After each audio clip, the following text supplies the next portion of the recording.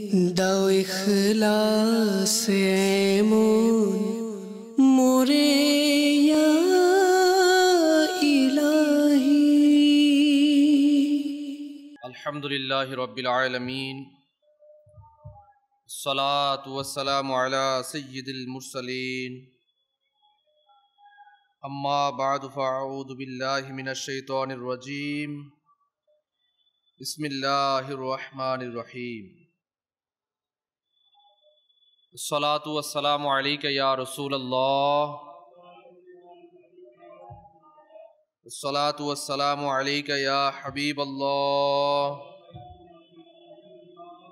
আসসালাতু ওয়াসসালামু আলাইকা ইয়া নবিয়্যাল্লাহ, আসসালাতু ওয়াসসালামু আলাইকা ইয়া নূরাল্লাহ।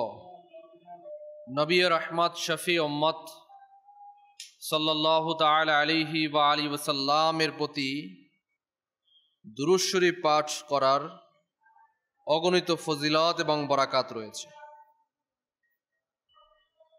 প্রিয় নবী সাল্লাল্লাহু আলাইহি ওয়াসাল্লাম ইরশাদ করেন, কিয়ামতের দিন আল্লাহ তাআলার আরশ ছাড়া আর কোনো ছায়া থাকবে না। একমাত্র ছায়া আল্লাহ তাআলার আরশের নিচে থাকবে। তিন ধরনের ব্যক্তি আল্লাহ তাআলার আরশের ছায়ায় থাকবে। কয় ধরনের ব্যক্তি? তিন ধরনের ব্যক্তি এই আল্লাহ পাকের যে আরশের ছায়াতলে থাকার সৌভাগ্য লাভ হবে, সুযোগ পাবে। এই তিন ধরনের ব্যক্তি কারা জানা দরকার আছে কিনা দেখি, আমরাও এই তিন ধরনের ব্যক্তির মধ্যে আমরা আছি কিনা। নাম্বার এক, ওই ব্যক্তি, প্রিয় নবী ইরশাদ ফরমান সাল্লাল্লাহু আলাইহি সাল্লাম, ওই ব্যক্তি যে আমার উম্মতের পেরেশানি দূর করবে। নাম্বার দুই, আমার সুন্নাতকে জীবিতকারী। আর নাম্বার তিন, আমার প্রতি অধিক হারে দুরূদ শরীফ পাঠকারী। তাহলে আমরা কয়জন ব্যক্তির কথা পেলাম? কয়জন ব্যক্তি? তিনজন ব্যক্তির কথা পেলাম। নাম্বার এক হচ্ছে যে উম্মতের পেরেশানি দূরকারী। আমরা প্রিয় নবী সাল্লাল্লাহু আলাইহি ওয়াসাল্লামের উম্মত রয়েছি, তো এই উম্মতের পেরেশানি যিনি দূর করবে, কাল কিয়ামতের দিন তিনি আরশের ছায়ার তলে থাকবে। কিন্তু দুর্ভাগ্যবশত আজকের আমাদের সমাজের মধ্যে পেরেশানি দূর করা তো দূরের কথা, মানুষকে আমরা পেরেশানিতে কিভাবে রাখবো সেই চিন্তায় ব্যতিব্যস্ত হয়ে যায়। আমার আচরণ, আমার কথা, আমার কার্যকলাপ যত কিছু আছে না কেন, সকল কিছুই যেন মানুষের পেরেশানির কারণ হয়ে যায়। কারোর সাথে কথা বললে তার মনে কষ্ট দিয়ে দেই। মনে কষ্ট দেয়া মানে কি? তার পেরেশানি হওয়া। কারো হক নষ্ট করে দেয়া, এর মানে কি? তার পেরেশানি, তাকে পেরেশানিতে ফেলে দেয়া, ইত্যাদি ইত্যাদি। অর্থাৎ মানুষকে আমরা পেরেশানগ্রস্ত রাখার চেষ্টা করি। আবার কিছু মানুষ এমনও আছেন যারা মানুষের পেরেশানি দূর করে দেয়। আর যারা এই পেরেশানি দূর করবে, তাদের জন্যই তো আল্লাহ নবী সাল্লাল্লাহু আলাইহি সাল্লামের সুসংবাদ যে কাল কিয়ামতের দিন আরশের ছায়া ব্যতীত কোনো ছায়া থাকবে না। কেবলমাত্র তিন ব্যক্তি এই ছায়া তলে থাকবে। তার মধ্যে এক নাম্বার হচ্ছে মানুষের পেরেশানি দূর করা। আমরা কি দূর করব না পেরেশানি দিব? দূর করবো ইনশাল্লাহ, ইনশাল্লাহ তাআলা। মনে রাখবেন, মুসলমান মানে হচ্ছে নিজের সমস্ত অঙ্গ প্রত্যঙ্গ থেকে অপর মুসলমান হিফাজত থাকা। আমার হাত দ্বারা, আমার মুখ দ্বারা, আমার পা দ্বারা, আমার কান দ্বারা, ইশারা ইঙ্গিত দ্বারা, চোখের ভাষা দ্বারা, মুখের ভাষা দ্বারা, কোনো ভাষা দ্বারাই যেন আমার সম্মুখস্থ মুসলমান ব্যক্তি কষ্ট না পায়, আমার প্রতিবেশী মুসলমান ব্যক্তি যেন কষ্ট না পায়, এই জিনিসগুলো আমাদের কি করতে হবে? লক্ষ্য রাখতে হবে। রাখবো ইনশাল্লাহ, ইনশাল্লাহ তাআলা। নাম্বার দুই, সুন্নাতকে জীবিতকারী। এটা খুব সহজ কাজ। যদি আমরা সুন্নাতকে জীবিত করতে চাই, দেখে দেখে অনেকগুলো সুন্নাত আমাদের সমাজ থেকে, আমাদের এই মুসলমানের গোত্র থেকে বিলুপ্তর পথে চলে যাচ্ছে, কারণ আমরা সুন্নাতের উপর আমল করি না। যার মধ্যে মিসওয়াক একটা সুন্নাত। মিসওয়াক কি সুন্নাত? নবী পাক সাল্লাল্লাহু আলাইহি সাল্লাম এর যখন জাহিরি ওফাত শরীফ হচ্ছে, তখনও মা আয়েশা সিদ্দিকা রাদিয়াল্লাহু তাআলা আনহাকে মিসওয়াক শরীফের দিকে ইঙ্গিত দিয়ে দিলেন, এবং মা আয়েশা সিদ্দিকা রাদিয়াল্লাহু তাআলা আনহা মিসওয়াক শরীফ চিবিয়ে নরম করে দিয়ে নবী পাক সাল্লাল্লাহু আলাইহি সাল্লামকে দিলেন, এবং তিনি মিসওয়াক করলেন। গুরুত্ব আছে কিনা? এবং প্রিয় নবী সাল্লাল্লাহু আলাইহি সাল্লাম বলেন যে আমার উম্মতে যদি কষ্ট না হতো, তাহলে আমি এই মিসওয়াককে তাদের উপর অপহার্য করে দিতাম। আমাদের কষ্ট হবে এটা ভেবে প্রিয় নবী সাল্লাল্লাহু আলাইহি ওয়াসাল্লাম এটা আমাদের জন্য করলেন না। কিন্তু আজকের এই মিসওয়াকের সুন্নাত আছে নাকি? বিরাসে পরিণত হয়েছে। সবার ঘরে বিরাস, ছোট থেকে বড় বিরাস, টুথপেস্ট টাকা দিয়ে আমরা কিনি। অথচ বুজুর্গানে কিরামের দিকে যদি আমরা তাকাই, তাহলে দেখা যাবে যে এক বুজুর্গ রহমতুল্লাহ আলাইহি স্বর্ণের মুদ্রা দিয়ে একটি মিসওয়াক খরিদ করেছিলেন। তো কেউ জিজ্ঞাসা করলেন যে এত দাম দিয়ে আপনি মিসওয়াক কেন খরিদ করলেন? সাধারণ একটা মিসওয়াক যা আপনি দাঁত ব্রাশ করে আবার ফেলে দিবেন, এত দাম দিয়ে কিনলেন। তখন ওই বুজুর্গ রহমতুল্লাহ ইরশাদ করলেন যে এটা সুন্নত আদায়ের একটা মাধ্যম, এজন্য তিনি এত দাম দিয়ে এই মিসওয়াক শরীফ খরিদ করলেন। কিন্তু আজকের আমাদের মাঝে এই মিসওয়াকের যে প্রবণতা, এটা দূর হয়ে গেছে, আমাদের মাঝে নেই। আমরা চাইলেই পারি। আপনি ব্রাশ করাও ইসলামের নাজাইজ নয়, আপনি ব্রাশও করুন, পাশাপাশি মিসওয়াকও করুন সুন্নতের নিয়তে। করা যায় কিনা ভাই? যায় না ইনশাল্লাহ। আপনি দেখবেন সুন্নত পিলু গাছের এটা কিনতেই পাওয়া যায়, 20 টাকা হাইয়েস্ট, 25 টাকা 30 টাকা দাম একটা মিসওয়াকের। আপনি তাও কিনলেন না। নিম ডাল আছে না, নিম গাছের ডাল, এটা আপনার বাড়িতেও হতে পারে, গ্রামেও হতে পারে, এবং বিভিন্ন জায়গায় হতে পারে। আপনি ওই গাছের মালিকের কাছ থেকে অনুমতি নিয়ে একটা ডাল নিয়ে নিন মিসওয়াকের জন্য। এর তিক্ততা যেমন আপনার দাঁতেরও হেফাজত করবে, তেমনি ভাবে সুন্নতের উপরও আমল হবে। টুথপেস্টের গায়ে লেখা নিম, সেটা দিয়ে আমরা সেই নিম এর ফজিলত শুনে, নিমের কথা শুনে আমরা বাজার থেকে অধিক টাকা দিয়ে কিনে নিলাম, আর ফ্রিতে আমার গাছ থেকে একটা ডাল কেটে নিম ইউজ করতে পারছি না। সুন্নতের জজবা আমাদের থেকে কমে গেছে। এই সুন্নতকে জীবিত করতে চাই কি চাই না? কারা কারা করবো ইনশাল্লাহ? ইনশাল্লাহ তাআলা আমরা নিয়ত করি ইনশাল্লাহ মিসওয়াকের সুন্নতকে আমরা জীবিত করবো ইনশাল্লাহ তাআলা। এভাবে অসংখ্য সুন্নতে কারিমা রয়েছে, আমাদের জানি না আমরা, এটা আমাদের ব্যর্থতা। অনেক কিছু জীবনে জানলাম, কিন্তু সুন্নতে রাসূল কি এগুলো আমি জানতে পারলাম না। এটা আমার জীবনে অনেক বড় ব্যর্থতা। দাড়ি কতটুকু সুন্নত মোতাবেক রাখতে হবে, লেবাস পোশাক আপনি ফরজ ঢেকে রাখলেই আপনার যে কোনো লেবাস দিয়ে এটা হয়ে যাবে, কিন্তু সুন্নতি তো একটা পোশাক আছে কিনা? যদি আমরা জুমার দিন হলেও এই সুন্নত মোতাবেক একটু মসজিদে আসি, তাহলে এটা খুব সুন্দর হয় কিনা? হয় না? আস্তে আস্তে করে আমাদের এই সুন্নতের উপর আমল করা আমরা শিখে যাব ইনশাআল্লাহ তাআলা। তো সুন্নতকে জীবিতকারী আমরা যদি হয়ে যাই, তাহলে হাদিসের ভাষ্য মোতাবেক কাল কিয়ামতের দিন আরশের ছায়ার নিচে আপনার আমার কি হবে? ঠিকানা হবে ইনশাআল্লাহ তাআলা। আর তৃতীয়, এটা একদম সহজ, নবী পাক সাল্লাল্লাহু আলাইহি ওয়াসাল্লামের প্রতি বেশি পরিমাণে দুরূদ শরীফ পাঠ করা। সাল্লাল্লাহু আলা মুহাম্মদ পাঠ করি, সাল্লাল্লাহু আলা মুহাম্মদ। একবার হয়ে গেল, কতটুকু সময় লাগছে? অনেকে আমরা মনে করি দুরূদ শরীফ পাঠ করতে হলে নামাজের মধ্যে যে দুরূদ ইব্রাহিমী পাঠ করে এটাই পড়তে হবে। না, হাদিসে কারিমের মধ্যে আরো অসংখ্য দুরূদ শরীফ রয়েছে। দুরুদ ও সালাম, ইন্নাল্লাহ ওয়া মালাইকাতাহু ইউসাল্লুনা আলান নবী ইয়া আইয়ুহাল্লাযীনা আমানু সাল্লু আলাইহি ওয়া সাল্লিমু তাসলিমা।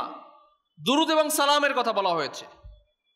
আপনি সালামও প্রেরণ করতে পারেন, আসসালাতু ওয়াসসালামু আলাইকা ইয়া রাসূলুল্লাহ, আসসালাতু ওয়াসসালামু আলাইকা ইয়া হাবিবাল্লাহ। দুইবার হয়ে গেছে। কতটুকু সময় লাগবে? সময় কিন্তু আমাদের হাতে অনেক রয়েছে, কিন্তু পড়নেওয়ালা তো আমাদের হতে হবে, ইবাদত করনেওয়ালা তো আমাদের হতে হবে, দেখে দেখে সুন্নাতকে জীবিতকারী তো আমাদের হতে হবে।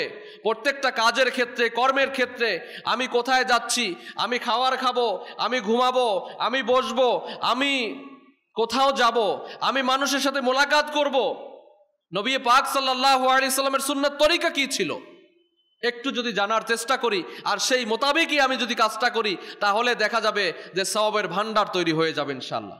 কিন্তু এগুলোর জন্য আপনার মধ্যে, আমার মধ্যে আগ্রহ সৃষ্টি করতে হবে। এটা হচ্ছে ইবাদতের আগ্রহ। এটা কি? সবাই বলে এটা কি? ইবাদতের আগ্রহ। এটা আমাদের মাঝ থেকে বিলুপ্তির পথে। মসজিদে আসলে কিভাবে আমরা বের হয়ে যাব সেই চিন্তায় ব্যতিব্যস্ত হয়ে যাই। আমরা মসজিদে থাকতেই পারি না। মুনাফিক এবং মুমিনের মধ্যে পার্থক্য, তফাৎ নির্ধারণ করা হয়েছে। সেটা কি জানেন? এটা হচ্ছে মুমিন যখন মসজিদে আসবে আর এখান থেকে বের হতে চাইবে না, আর মুনাফিক যখন মসজিদে আসবে সে ছটফট হতে থাকবে। যেভাবে করে মাছ, পানি থেকে মাছ বের করলে ছটফট করে কিনা দেখছেন নি? পানি থেকে মাছ যদি, পুকুর থেকে, নদী থেকে মাছ যদি বের করেন তাহলে ছটফট করে কিনা? কারণ এটা ওর স্থান না। স্থান কোথায়? পানি। সেখানে গেলে আর কোনো কিছু পাওয়া যায় না। মুনাফিক মুমিনের মধ্যে তফাৎ করা হয়েছে। মসজিদে আসলে তাদের অবস্থা এমন হয়, কখন আমরা বের হব, কখন বের হব। আবার অনেকের আসলে শরঈ প্রয়োজন থাকে। কেউ হসপিটালে তার রোগীকে রেখে আসছে, কারো ঘরের মধ্যে বিমার রয়েছে, হতে পারে কোথাও কারো দাওয়াত রয়েছে, তাড়াতাড়ি যেতে হবে, নামাজ আদায় করেই যেতে হবে, নো প্রবলেম, যেতেই পারে। কিন্তু অধিকাংশ সময় আমাদের এটাই দেখবেন, যদি নিজের মধ্যে এটা অনুভব করেন, এটা আপনি আমি কাউকে দেখে বুঝতে পারবো না যে এ মনে ছটফট করতেছে, বোঝা যাবে না। এটা কিন্তু আপনি নিজে বুঝতে পারবেন, আপনি নিজে উপলব্ধি করতে পারবেন যে আমি মসজিদে আসলে আমাকে কি বাইরে যেতে মনে চায় বেশি, না এখানে থাকতে একটু সুকুন মনে হয়, দিলের প্রশান্তি মনে হয়, শান্তি অনুভব হচ্ছে। তখন আপনি মনে করবেন যে না, আপনি কি মুমিনের কাতারে আছেন, যে আমার মসজিদে আসলে শান্তি অনুভব হয়। দেখবেন যে মসজিদে আসছে, ঘুম চলে আসে, আসে কিনা? গরম তারপরও ঘুমায়, ঠান্ডা তারপরও ঘুমায়। এর কারণ কি? এটা হচ্ছে আল্লাহর ঘর মসজিদ। এটা হচ্ছে সমস্ত পৃথিবীর চেয়ে উত্তম জায়গা হচ্ছে মসজিদ। আল্লাহ তাআলা রহমতের ফেরেশতা এখানে রহমত বর্ষণ করতে থাকে। এখানে আরাম হবে না, হবে কোথায়? এখানে দিলের প্রশান্তি না হলে আর কোথায় হবে? আর কোথাও সম্ভব না। মসজিদেই আপনার দিলের প্রশান্তি। এজন্য আমাদেরকে মসজিদের সাথে কি করতে হবে? সম্পর্ক রাখতে হবে। ইবাদতের আগ্রহ বাড়ানোর জন্য আমাদেরকে এই কাজগুলো করতে হবে। ইবাদতের প্রতি, রিয়াজতের প্রতি আমাদের মনোনিবেশ হতে হবে। সিলসিলে আলিয়া কাদরিয়া রাজাভিয়া এর মহান বুজুর্গ সৈয়দনা মারুফ কারখি রহমতুল্লাহ আলাইহি, আপনারা হয়তো নাম শুনছেন। তাজকিরাতুল আউলিয়া কিতাবের মধ্যে এনার জীবনী লেখা রয়েছে। অনেক বড় মাহফিল আল্লাহর ওলি ছিলেন মারুফ কারখি রহমতুল্লাহ আলাইহি। এর নিকট এক ব্যক্তি উপস্থিত হয়ে আরজ করলেন যে আমি আজ রাতে একটি আশ্চর্যজনক বিষয় দেখেছি। তিনি রহমতুল্লাহ আলাইহি জিজ্ঞাসা করলেন, কি দেখছো? আরজ করলেও যে আমার পরিবারের সদস্যদের মাছ খাওয়ার ইচ্ছা হলো। আমি বাজারে গেলাম, মাছ কিনে একজন কুলি শিশুকে সাথে নিলাম যেন সে মাছগুলো উঠিয়ে আমার সাথে নিয়ে যায়। সুতরাং সে আমার সাথে যেতে লাগলো। পথে যখন সে জোহরের আজান শুনল, তখন আমাকে বলল, জনাব আপনি কি নামাজ আদায় করবেন না? যেন সে হঠাৎ আমাকে উদাসীনতার ঘুম থেকে জাগ্রত করে দিল। আমি বললাম, হ্যাঁ হ্যাঁ, কেন নয়, অবশ্যই নামাজ পড়ব, অবশ্যই আদায় করব। সে মাছের পাত্র মসজিদের বাইরে রাখলো এবং মসজিদে প্রবেশ করলো। আমি মনে মনে বললাম, এই শিশুটি মাছের পাত্র নামাজের জন্য উৎসর্গ করে দিল, তবে কি আমি মাছ উৎসর্গ করে দিতে পারবো না? সে নামাজ পড়তে লাগলো, এমনকি ইকামত হয়ে গেল। আমরা জামাত সহকারে নামাজ আদায় করলাম। যখন বাইরে বের হলাম তখন দেখলাম যে ওই মাছের পাত্রটি যেখানে রাখা ছিল ওখানেই আছে। আমি ঘরে ফিরে গিয়ে এই ঘটনা পরিবারের সদস্যদের সাথে শেয়ার করলাম। তখন তারা বলতে লাগলো, এই শিশুকে আমাদের সাথে মাছ খাওয়ার দাওয়াত দিয়ে দিন। আমি যখন তাকে দাওয়াত দিলাম তখন সে বলল, আমি রোজাদার। বাচ্চা ছোট, কিন্তু ইবাদতের প্রতি, রিয়াদতের প্রতি তার মনোনিবেশ দেখুন। আমি বললাম, তবে তুমি আমাদের এখানে ইফতার করো। সে বলল, আমি আপনার দাওয়াত কবুল করলাম, আপনি আমাকে মসজিদের পথ দেখিয়ে দিন। আমি তাকে পথ দেখিয়ে দিলাম। তখন সে মসজিদে গিয়ে বসে গেল। যখন আমরা মাগরিবের নামাজ আদায় করে নিলাম তখন আমি তাকে বললাম, এবার আমাদের ঘরে চলুন। সে উত্তর দিল, ঈশার নামাজ পড়ে যাব। ঈশার নামাজ পর তাকে আমার বাড়িতে নিয়ে আসলাম। সেখানে 3টি কক্ষ ছিল, একটি আমার এবং আমার স্ত্রীর, অপরটিতে আমাদের 20 বছরের পঙ্গু মেয়ে ছিল, পঙ্গু মেয়ে 20 বছরের, এবং তৃতীয়টিতে আমাদের মেহমান ছিল।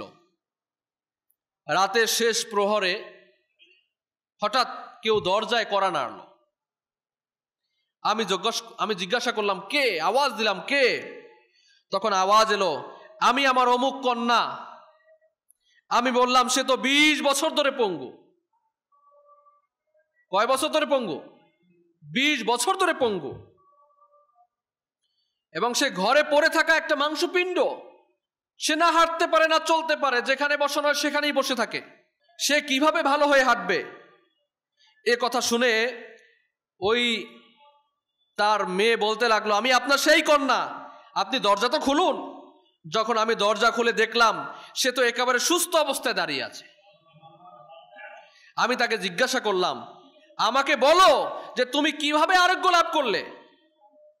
তখন সে বলল যে আমি যখন আপনাকে এই মেহমানের উত্তম আলোচনা শুনলাম তখন মনে হলো আল্লাহ তাআলার নিকট তার ওসিলা দেই, তিনি যেন আমার কষ্ট দূর করে দেন। সুতরাং আমি আরজ করলাম, হে মহান রব তাআলা, তোমার দরবারে আমার এই মেহমানের সাদাকা, মেহমানের মহত্বের সাদাকা আমার কষ্টকে দূর করে দাও এবং আমাকে নিরাপত্তা দান করো।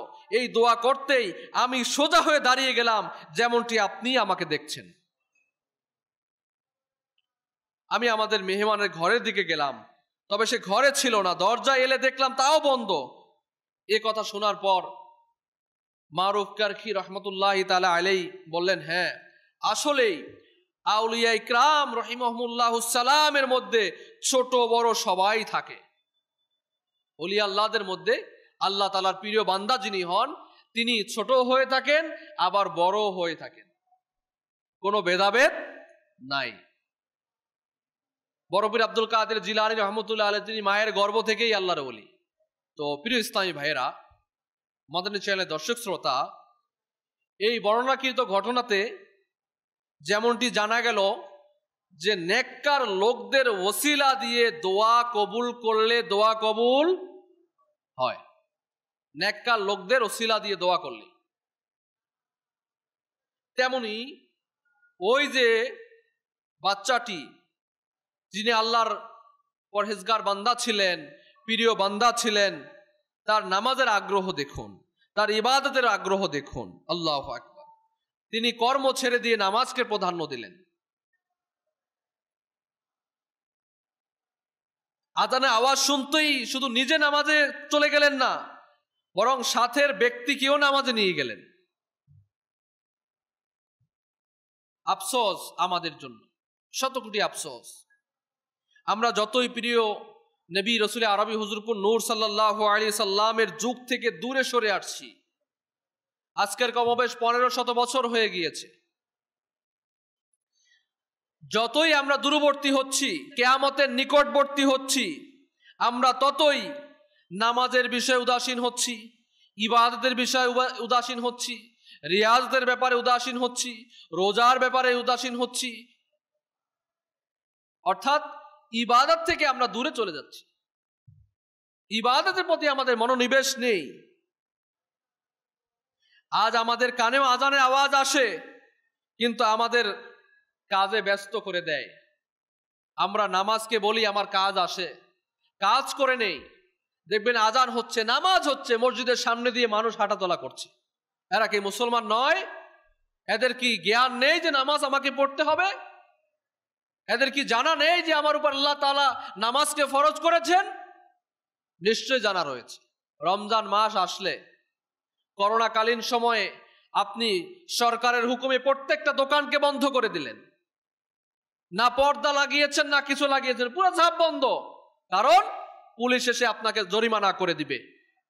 আর মহান রব তাআলা আপনাকে আমাকে হুকুম দিয়েছেন রমজানে বাইরে সকল দোকানপাট বন্ধ রাখতে হবে, খাবার খাওয়া যাবে না, কিন্তু আপনি ঝুপটি মেরে পর্দা লাগিয়ে এর মধ্যে বসে খাবার খাওয়াচ্ছেন। কোথায় গিয়েছে আল্লাহ তাআলার ভয়? কি জবাব দিব আমরা আল্লাহ পাকের দরবারে? চক্ষু বন্ধ হলে আমাদের কি জবাব থাকবে? কোনো জবাব নেই। আমাদের ঈমান চেতনা নিয়ে আসতে হবে। আমাদের ঈমান কমজোর হয়ে গিয়েছে, আমাদের ঈমান দুর্বল হয়ে গেছে, আল্লাহ তাআলার হুকুমের উপর বেপরোয়া হয়ে গেছে, কোনো কিছু নেই। ইবাদতের আগ্রহ দেখুন, যেখানে তার উচিত ছিল রমজানে রোজা রাখা, সেই রোজাকে তরক করে দিচ্ছে। অথচ বলা হচ্ছে একটি রোজা কেউ যদি জেনে বুঝে কাজা করে, পুরা জিন্দিগিতেও যদি সে রোজা রাখতে থাকে, এই একটা রোজার সমমূল্য হতে পারে না। চিন্তা করে দেখুন, আমরা জীবনে কত রোজা কাজা করেছি। আজকের পেটটা খারাপ, রোজা ভেঙে দিয়েছি। একটু ডায়াবেটিসের রোগী, ডাক্তার কি বললো না বললো, রোজা ছেড়ে দিয়েছি। একটু গ্যাস্ট্রিকের সমস্যা, রোজা রেখে তো কেবল দেখুন যে আপনার কি অবস্থা হয়। অনেক আল্লাহর বান্দা আছে গ্যাস্ট্রিকের সমস্যা, খাবার সোডা খেতে হয় যখন পেটে ব্যথা উঠে, রমজান মাসে তার কোনো সমস্যা হয় না। আছে কি নাই? ডায়াবেটিস কন্ট্রোলে চলে আসে, আছে কি নাই? আছে। কিন্তু আপনি আমি এই জিনিসগুলো বুঝি না। ইবাদতের আগ্রহ আমরা হারিয়ে ফেলেছি। ইবাদতের প্রতি আমাদের আগ্রহ নেই। আমাদের দুনিয়া কামাইয়ের প্রতি আগ্রহ, আখিরাতের প্রতি আগ্রহ নেই। কবর হাসরের চেতনা আমাদের মধ্যে নেই। থাকলে কি এই কাজগুলো করা যায়? থাকলে কি আমরা এতটা নির্ভয় হতে পারি? থাকলে কি আমরা কমপক্ষে এতটা তো হওয়ার কথা না, বেপরোয়া হওয়ার কথা। একেবারে আমরা বেপরোয়া হয়ে গিয়েছি। প্রিয় ইসলামী ভাইয়েরা, আমাদেরকে ইবাদতের প্রতি আমাদের কি করতে হবে? আগ্রহ বাড়াতে হবে। মহান রব তাআলা নামাজ যারা কাজা করবে, এই নামাজ কাজা করা কবিরা গুনাহ। নামাজ কাজা করা কি? কবিরা গুনাহ। আর কবিরা গুনাহ হলে তওবা ছাড়া মাফ হয় না। আপনাকে তওবা করতে হবে, এবং তওবার মূল 3টি ভিত্তি রয়েছে, স্তম্ভ রয়েছে। আপনি একটা বাড়ি যদি তৈরি করতে চান, তাহলে তার চারপাশে মাঝখানে খুঁটি দিতে হয় কিনা? বেসমেন্ট তৈরি করতে হয়, বেস তৈরি করতে হয়। বলে আরে বিল্ডিং এর অর্ধেক টাকা তো নিচেই দিয়ে দিলাম, মাটির নিচেই, বলে কি বলে না? তো তওবারও কিছু মূল ভিত্তি রয়েছে, 3টি ভিত্তি রয়েছে। যদি 3টি ভিত্তি যদি না হয়, তাহলে আপনার তওবা কবুল হবে না। তওবার 3টি ভিত্তি কি? নাম্বার 1, আপনি যে গুনাহ করেছেন, এই গুনাহকে তসলিম করা, গুনাহকে নিজে মনে করে যে গুনাহ, আসলে এটা গুনাহ, গুনাহ মনে করা। আমরা তো এখন গুনাহকে গুনাহ মনে করি না। এখন বলতে শোনা যায়, আরে সত্যের কি এখন ভাত আছে নাকি? মিথ্যা ছাড়া কোনো কথা হয় না। মাছ বাজার যাবেন তো মিথ্যা, কাপড় বাজার যাবেন মিথ্যা, প্রত্যেকটা কার্যকর হবে মিথ্যা আর মিথ্যা। বলে এছাড়া উপায় নাই। মিথ্যা কথা না বলে নাকি বেচা কিনাই হয় না। এগুলো কি সত্য কথা হতে পারে? এটা আমাদের ঈমানের কমজোরি। এটা সত্য মুক্তি দেয়, সত্যের পক্ষে ইসলামের অবস্থান। সত্যকে যিনি আঁকড়ে ধরবে, তার দু জাহানের তরি পার হয়ে যাবে। তো নাম্বার 1 কি রয়েছে?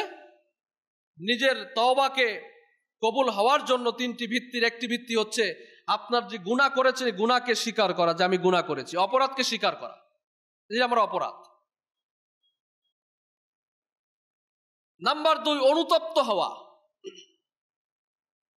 এই গুনাহটা যে হয়েছে আপনি স্বীকার করলেন, এখন আপনাকে কি করতে হবে?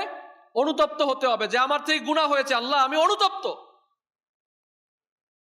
নাম্বার 3, এই গুনাহ ভবিষ্যতে না করার পাকাপোক্ত ইচ্ছা পোষণ করা। এই 3টি ভিত্তি যদি আপনার তওবার সময় থাকে তাহলে মনে করতে হবে তওবা কবুলিয়াতের কাছাকাছি যাচ্ছে। এখন এই কবুল হয়েছে কেমনে বুঝবেন? আপনি গুনাহ করেছিলেন, এখন এই গুনাহটার তওবাও করলেন, এখন কবুল হলে কেমনে বুঝবেন? বুজুর্গানে কেরাম ইরশাদ করেন তওবা কবুল হওয়ার প্রথম যে ধাপ, এই ধাপটা হচ্ছে পরবর্তীতে যেই গুনাহ থেকে তওবা করেছেন সেই গুনাহটা আপনার থেকে আর সংগঠিত হবে না। বুঝতে পেরেছেন? তাহলে বুঝতে হবে যে আপনার তওবাটা কি হয়েছে? কবুল হয়েছে। আপনি কোথাও দরখাস্ত দিয়েছেন অফিসের মধ্যে, দরখাস্তটা যে ওখানে দিয়েছেন থানায় হোক অথবা কোনো মন্ত্রণালয় হোক, একটা রিসিপ্ট কপি দেয় কিনা, স্মারক নাম্বার লেখা থাকে কিনা, যারা দিয়েছেন তারা জানেন থাকে কিনা। এর মানে হচ্ছে আপনি এই অ্যাপ্লিকেশনটা অমুক দরবারে কি অমুক জায়গায় কি দিয়েছেন, জমা দিয়েছেন স্মারকলিপি। পরবর্তীতে এইটা নিয়ে যখন আপনি দেখাবেন তখন কর্মকর্তারা স্মারক নাম্বারটা দেখে তারা কি এটা খুঁজে বের করে কিনা। তো এই যে অ্যাপ্লিকেশন আপনি করলেন, কবুল হওয়ার মাধ্যম হচ্ছে, স্মারক নাম্বার হচ্ছে যে আপনার এই ভবিষ্যতে গুনাহটা আর হবে না। আপনি মিথ্যা কথা যদি বলেন তাহলে বুঝতে হবে যে আপনি আর কি মিথ্যা কথা ভবিষ্যতে আর করবেন না। বুঝতে পারছেন? এটা হচ্ছে তওবার একটা মূল ভিত্তি। এই তওবার 3টি মূল ভিত্তি রেখে আপনি যখন তওবা করবেন তখন আল্লাহ তাআলার দরবারে এই তওবা কবুল হবে। এইভাবে তওবা করতে রাজি আছি আমরা? এখন কেউ যদি মনে করেন গুনাহ তো হয়ে গেছে, তওবা এখন করে নেই অথবা পরে করে নিব, গুনাহ করার সময় কেউ যদি এই কথা স্মরণ রাখে, নামাজ আদায় করলো, নামাজ কাজা করলো, এখন সামনে মনে করেন আসরের নামাজ হবে, এখন কেউ আসরের নামাজ কাজা করে ফেলবে, বলবে কি আমি তওবা করে নিব না আর পরেও নিব না, তাহলে সেজন্য আল্লাহ তাআলার সাথে ঠাট্টা মশকারি করলো। আর অনেক বুজুর্গানে কেরাম বলেন, তাফসীর কারকগণ বলেন, এটা কুফুরির দিকে নিয়ে যায়, আল্লাহর সাথে ঠাট্টা করা। মিথ্যা বলছেন, কুদৃষ্টি দিয়েছেন, অন্যান্য কাজ করেছেন, গুনাহের কাজ করেছেন, গুনাহে কবিরা করেছেন, মুসলমানের দিলে কষ্ট দেয়, এটাও কবিরা গুনাহ। এই কাজগুলো যে করেছেন, এখন তওবা করছেন যে আরে তওবা করে নিব নে, আর একটু বড় হয়ে নেই তওবা করে নিব নে, একটু বিরুদ্ধ হয়ে নেই তওবা করে নিব নে, হজ করে একবারে তওবা করে আসবো নে। আছে কি নাই সমাজের মধ্যে? যদি করে বলা এটা নামাজ পড়তে আসেন, দাড়ি রাখেন, লেবাস পোশাক পরেন, আরে মেয়ে বিয়ে দেই নেই, আরে আগামী বছর হজে যাব, হজ করে এসে তারপরে একবারে শুরু করব। হজে যেতে পারবেন কি পারবেন না এর কোনো গ্যারান্টি আছে নাকি? এখান থেকে উঠতে পারবো কি পারবো সেটা কি গ্যারান্টি আছে নাকি? আমি বয়ান শেষ করতে পারবো কি পারবো না আমার কোনো গ্যারান্টি আছে নাকি? নাই তো। যখন তখন আল্লাহ তাআলার পক্ষ থেকে ডাক চলে আসতে পারে। মালাকুল মউত যার নিকট আসবে তখন কি আপনাকে চা পান করার কোনো সময় দিবে নাকি? আপনাকে কোনো সময় দিবে যে ব্যবসায়ের কাজটা একটু হিসাবটা কমপ্লিট করে নেই, ক্লোজ করে নেই, দিবে নাকি আপনাকে? না, কঠিন কালেও সম্ভব না। মালাকুল মউত যখন আসবে, যখন সময় হবে যে শ্বাস গণনা শুরু হয়ে যাবে, সাথে সাথে আপনি মৃত্যুর কোলে ঢলে পড়বেন, কারো কাছে কৈফিয়ত দিতে হবে না। এখনো কিসের চিন্তায় ব্যতিব্যস্ত রয়েছি, কার চিন্তা করছি? যারা সন্তানকে রেখে ইন্তেকাল করে যায় তাদের সন্তান কি লালিত পালিত হয় না? যাদের স্ত্রীকে রেখে ইন্তেকাল হয়ে যায় তার স্ত্রী কি লালিত পালিত হয় না? হয়। আমরা কার জন্য ইবাদতকে ছেড়ে দিয়েছি, কার জন্য ইবাদতে আগ্রহ হারিয়ে ফেলেছি। অথচ কোরআনে পাকের মধ্যে এসেছে, অতঃপর তাদের পর তাদের স্থলে ওই অপদার্থ উত্তরাধিকারীগণ যারা থাকবে এলো, তারা নামাজগুলো নষ্ট করেছে এবং নিজের কুপ্রবৃত্তিগুলোর অনুসরণ করেছে, সুতরাং অবিলম্বে তারা দোজখের মধ্যে গাহ্য নামে জঙ্গলে যাবে। এমন একটা জঙ্গল যেখানে উত্তপ্ত হয়ে যাবে, সেই স্থানে বেনামাজীদেরকে কঠিন শাস্তি দেওয়া হবে। এজন্য আমাদেরকে ইবাদতের প্রতি আগ্রহ সৃষ্টি করতে হবে। ইবাদতের প্রতি আগ্রহ সৃষ্টি করার মানে হচ্ছে আপনি মসজিদে এসে নামাজ পড়বেন, আপনি মসজিদেও যেভাবে নামাজ পড়বেন, লোক সম্মুখেও যেভাবে নামাজ পড়বেন, একাকিত্বভাবে নামাজ সেভাবে পড়বেন। আমাদের অবস্থা, একাকী নামাজ পড়লে কেমনে আমরা সিজদা দেই, রুকু দেই জানা নেই, কিন্তু নামাজীদের মধ্যে মুসল্লিদের সামনে আসলে খুব পরিপাটি হয়ে নামাজ পড়ি। দ্বৈত নীতি চলবে না, একভাবে এক সময় নামাজ পড়বেন। ইবাদতের আগ্রহ নিজের মধ্যে সৃষ্টি করে যখন আপনি এই কাজগুলো করবেন, দেখবেন আপনার এই যে আমরা দুনিয়ার মধ্যে দুনিয়ার পিছনে শুধু দৌড়াই, দুনিয়ার পিছনে দৌড়াতে হবে না, দুনিয়া আপনার নিকট চলে আসবে। কেননা নামাজের মধ্যে আল্লাহ তাআলা রিজিকের বারাকাত রেখেছেন, নামাজের মধ্যে আল্লাহ তাআলা আপনার ঘরোয়া পেরেশানি দূর রেখেছেন, নামাজের মধ্যে স্বামী স্ত্রীর যে মনোমালিন্য থাকে এগুলো দূর রেখেছেন। আপনি নামাজ পড়েন, নামাজের মধ্যেই আল্লাহ তাআলা সকল কিছু দান করেছেন। পড়বো নামাজ ইনশাল্লাহ? কারা কারা পড়বো? সবাই ইনশাল্লাহ? ইনশাল্লাহ তাআলা যারা পিছনে নামাজ কাজা করেছেন এই নামাজগুলো আপনাকে আদায় করে দিতে হবে। উমরি কায়দা আদায় করবেন, কাজা নামাজ আদায় করবেন। কেননা তওবার যে মূল ভিত্তি তিনটা রয়েছে এর মধ্যে আরেকটা অ্যাড করতে হবে, সেটা হচ্ছে যেগুলো আপনার হক তালাফি করেছেন, কোনো মুসলমানের টাকা আপনি আত্মসাৎ করেছেন, জমির আইল ঠেলে নিয়েছেন, হ্যাঁ, সীমানাটা ওদিকে দূরে সরাই দিছেন, আছে কি নাই সমাজের মধ্যে? আছে না? মানুষের মনে কষ্ট দিয়েছেন, নামাজ কাজা করেছেন, রোজা কাজা করেছেন, ফরজ ইবাদত ছেড়ে দিয়েছেন, তো এই কাজগুলো আপনাকে আদায় করতে হবে।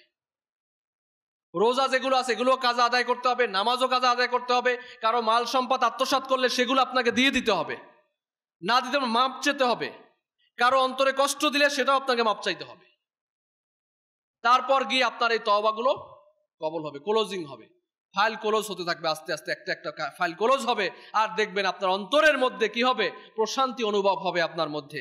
যখন ইবাদতে আগ্রহ বাড়তে থাকবে আপনার কলবের মধ্যে, হৃদয়ের মধ্যে প্রশান্তি পাবেন ইনশাআল্লাহ তাআলা। আমরা রাজি আছি ইনশাআল্লাহ? ইনশাআল্লাহ তাআলা। আল্লাহ তাআলা আমাদেরকে বরকত দিক, আল্লাহ তাআলা আমাদেরকে আমল করা তৌফিক নসিব করুন। 5 ওয়াক্ত নামাজি বানা, ইবাদতওয়ালা, রিয়াজতওয়ালা, নেকিওয়ালা, আফিয়াতওয়ালা দীর্ঘ জিন্দেগি আমাদের নসিব করুন। আমাদের পিতা মাতা যে ইন্তেকাল করেছেন আল্লাহ পাক তাদেরকে ক্ষমা করে দিক। আপনার পিতা মাতা মুরব্বিনে কেরাম যে ইন্তেকাল করেছেন আপনাদের প্রতি চেয়ে আছে। আজকের সন্তান আমাদের প্রত্যেকের ঘরে যারা একটু অ্যাবিলিটি আছে, যাদের অ্যাবিলিটি নাই তারাও চেষ্টা করে ঘরে গোস্ত পাকাবে, স্পেশাল কিছু পাকানো হয়।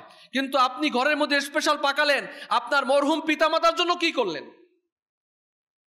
এই মরহুম পিতামাতার জন্য এতটুকু করবেন, আপনি 10 টাকা দান করে দেন মসজিদে, তাদের জন্য একটু দোয়া করেন মাগফিরাতের জন্য, এগুলো তাদের কাজে আসবে। এবং পিতামাতার জন্য দোয়া করার বদৌলতে আল্লাহ তাআলা আপনার পরিবারের প্রতি, আপনার রিজিকের প্রতি বরকত দান করে দিবে। আপনার বয়সের মধ্যে আল্লাহ তাআলা বরকত দান করবে। আল্লাহ তাআলা আমাদেরকে কবুল ও মঞ্জুর করুন, যা শ্রবণ করেছি এর উপর আমল করার তৌফিক দান করুন। আমিন বিজাহিন নবিয়িল আমিন সাল্লাল্লাহু তাআলা আলাইহি ওয়া আলিহি ওয়াসাল্লাম। সাল্লু আলাল হাবিব সাল্লাল্লাহু আলা মুহাম্মদ। দাও ইখলাস এমন মোরে